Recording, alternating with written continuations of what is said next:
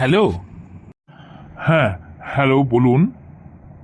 বলছি, আপনারা তো পেপারে পাত্র চাই বলে একটা বিজ্ঞাপন দিয়েছিলেন। হ্যাঁ হ্যাঁ, দিয়েছিলাম। হ্যাঁ, নমস্কার দাদা। আমি আসলে ওই অ্যাডটা দেখেই আপনাকে ফোন করলাম। না, মানে আপনার সাথে কথা বলছি বলে বলছি না। আসলে ওখানে যতগুলো অ্যাড ছিল তা কোনোটাই আমার স্ট্যান্ডার্ডে ছিল না। সবগুলোই আমার থেকে হাই কোয়ালিটির ছিল। হ্যাঁ, কি বলেন? না, আর ওখানে দেখছিলাম মানে আপনার মেয়ে চাকরি করে লেখা দেখছিলাম তো। আসলে কিসের চাকরি করে আমি ঠিক বুঝতে পারছিলাম না। না, তেমন কিছু নয়। ওই একটা বেসরকারি স্কুলে পড়ায় আর কি। আরে না না দাদা, আপনি ওভাবে বলছেন কেন? আরে কোনো কাজই ছোট নয়। আর তাছাড়া দুজনের মধ্যে একজন একটু কম কামাবে, একজন একটু বেশি কামাবে, এভাবেই সংসার তো চলে। তো আপনার ছেলে কি করে? না মানে আমার ছেলে টিউশন পড়ায়। হ্যাঁ। হ্যাঁ হ্যাঁ, তাই তো বললাম যে একজন একটু কম কামাবে। ওটা আমি আমার ছেলের কথা বললাম। না না, এতে অত হতাশ হওয়ার কিছু নেই। আপনি আপনি একটু বেশি হতাশ হয়ে যাচ্ছেন। না না, আপনি যেমন ভাবছেন যে ওই ক্লাস 5 থেকে 10, 9, 11, 12 এরকম টিউশন আমার ছেলে পড়ায় না। ও আচ্ছা আচ্ছা।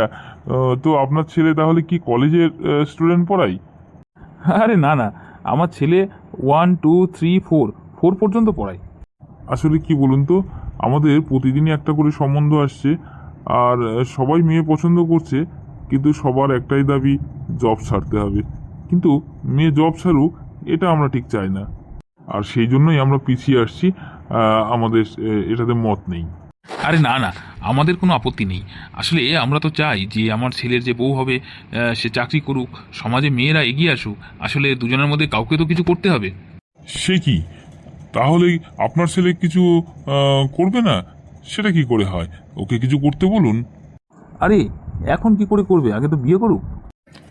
আরে, এ কি ধরনের অসভ্যের কথা? আমি জব করার কথা বলছিলাম।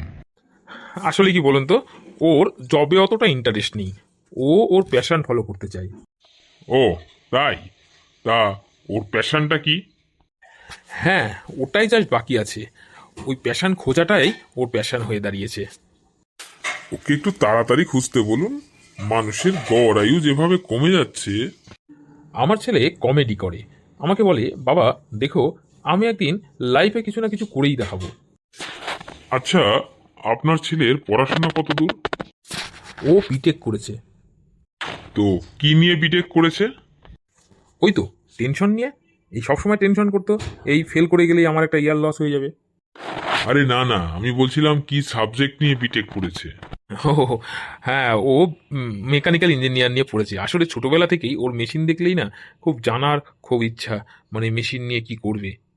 মানে ওর জ্বালায় আমরা মেশিন একবারে লুকিয়ে রাখতাম। আমরা জানতাম ও মেশিন পেলে একবারে বিক্রি করে শনপাপড়ি খেয়ে নেবে। ও আচ্ছা, আপনার মেয়ের পড়াশোনা কত দূর?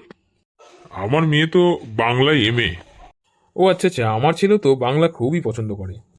এই তো আগের দিনই তো বাংলা খেয়ে পড়েছিল। বলে কম দাম তো, তাই এটাই খাই। সে কি? আপনার ছেলে মদ খায়? না না, ওরকম কোনো ব্যাপার না, অকেশনালি মাসে একদিন দুদিন খাই না। দেখুন, কিছু মনে করবেন না, আমি একটু সরকারি চাকরি খুঁজছিলাম। হ্যাঁ, আপনিও দেখুন, এই বয়সে এসে সরকারি চাকরি আপনি কোথায় পান? আরে ধ্যাত, আমি পাত্রের কথা বলছি। হ্যাঁ দেখুন, সবাই যে সরকারি চাকরি করবে আর টাকা রোজগার যে শুধু সরকারি চাকরিজীবীরাই করে, দেখুন, কেউ ব্যবসা করে, কেউ চাকরি করে, কেউ প্রাইভেট জব করে। হ্যাঁ, আর কেউ কিছুই করে না। না দাদা, আপনি কিন্তু এটা ঠিক বললেন না। আমার ছেলের নাম কিন্তু কেউ নয়। হ্যাঁ ঠিক আছে, ফোন রাখছি। আপনাদের ডিসিশন আপনারা জানিয়ে দেবেন, হ্যাঁ কি না। হ্যাঁ, কিছুদিন অপেক্ষা করুন। আমরা কিছুদিন পরে আমাদের ডিসিশন আমরা জানিয়ে দিচ্ছি। ধুর শালা, নিকুচি করেছে তোর জানিয়ে দেওয়ার।